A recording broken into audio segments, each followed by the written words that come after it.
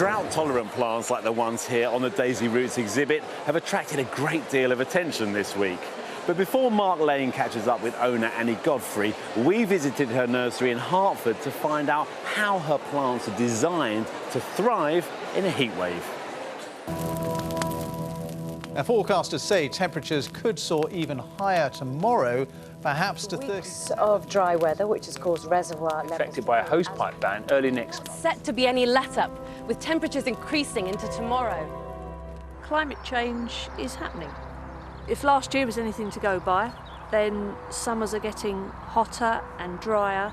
The population is increasing. We're going to need more and more water for ourselves. We as gardeners are going to have to evolve if we want to maintain a nice looking garden. I'm Annie Godfrey and we are here at Daisy Roots, which is my nursery that specialises in choice and unusual perennials and grasses with a tendency towards drought tolerance.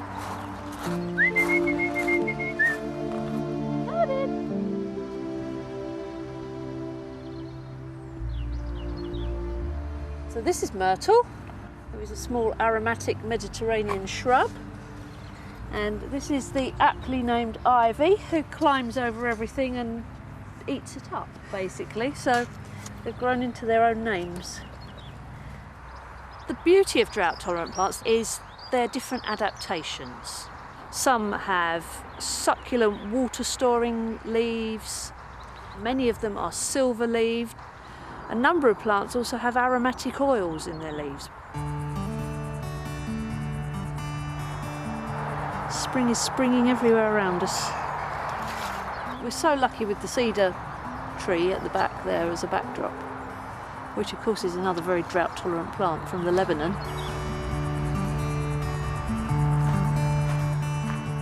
This is an erysimum, or perennial wallflower, and the way it copes with drought is by creating a huge fibrous root system. It makes the most of every little available bit of moisture to it. You can see these very fine roots. People often think that drought-tolerant perennials are good in pots because they won't need much watering, but if this is confined to a pot long term, it can't create that huge fibrous root system that will sustain it. Tiniest, cutest little baby bunnies.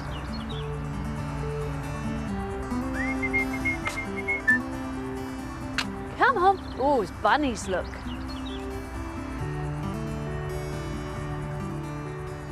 So, this is a French lavender, Lavandula stochas. In regions where it grows, where they might be prone to bushfires, the plant will burn very quickly because of the oils, and the fire will move swiftly across the landscape, hopefully not burning and incinerating the plant out of existence.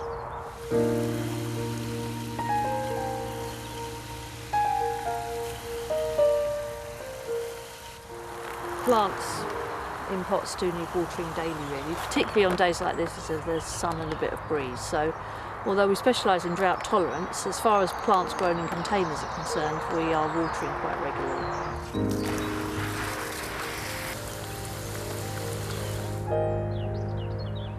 This is Salvia argentea. This comes from Portugal and Bulgaria. It's more like a cuddly toy than a plant, really, this one. Its adaptation against drought tolerance is this lovely fleecy coat that the leaves wear. I'm very into tactile plants, so this really fits the bill. This group here are definitely on track for Chelsea, and they will star in our gravel area.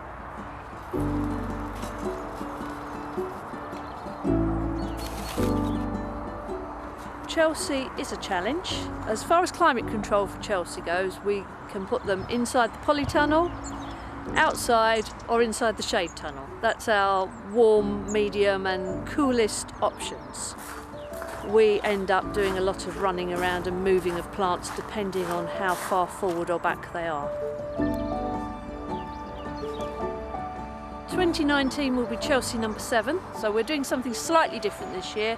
We're doing long and thin instead of square, which the judges will either love or hate.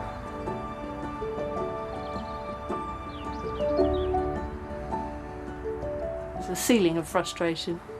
Silver gilt is a very good medal, but it's not a gold. I'm very good, but I've only been excellent 3 times. But we got there in the end, so fingers crossed for this year.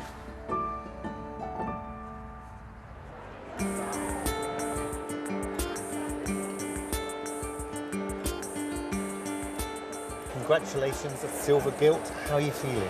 I'm happy with the silver gilt. It's not silver. It's one for the gallery of frustration maybe, but the frustration was more with the weather than the judge's opinion this year. I'm fairly certain it's the fact that some flowers aren't out as much as they should be. We all know that climate change is happening. Are the visitors to your nursery aware about the drought tolerance side of things? Yes, the climate is getting drier, as particularly after last year. We had such a hot summer. We've had not so much rainfall in the southeast this winter, so we could possibly be looking at hosepipe bans by the end of this year, who knows. So it is all about planting plants that will cope with that. Have you seen an increase in the sales on drought-tolerant plants?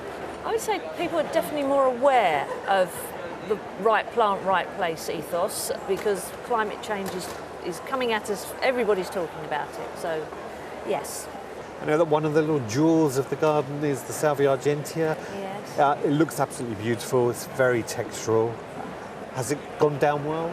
Yes, it's always a very popular plant. It sells if we've got them available. Yep. It's a plant that has sort of sporadic germination. So some year we get really good germination and we've got lots available. Some years not so much. I love it because it's so textural. You just want to keep stroking More like it. a cuddly toy than a plant, really. It really is, isn't it?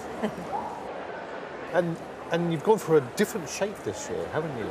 Yeah, we're long and thin this year, whereas normally we're square. So it's just trying to sort of mix it up and keep us interested and the public interested. Hopefully they'll still recognise the planting, but different shape this year. I love the way that you've used the grasses, sort of intermingling with the plants. I love the Laguras. Isn't it a beautiful grass? Yes, the bunny tail grass, because it looks like a little bunny's tail on a stick. And it's so velvety. Yeah, very, very tactile. I wish you all the best. Thank you very much indeed for letting us come to your nursery. Please send our regards to Myrtle and Ivy. I will. And will we be seeing you next year here at Chelsea? Probably, yes. Yep, going for another gold? Keep trying, yes, keep plugging away. Very good. Thank you so much. Well, thank you.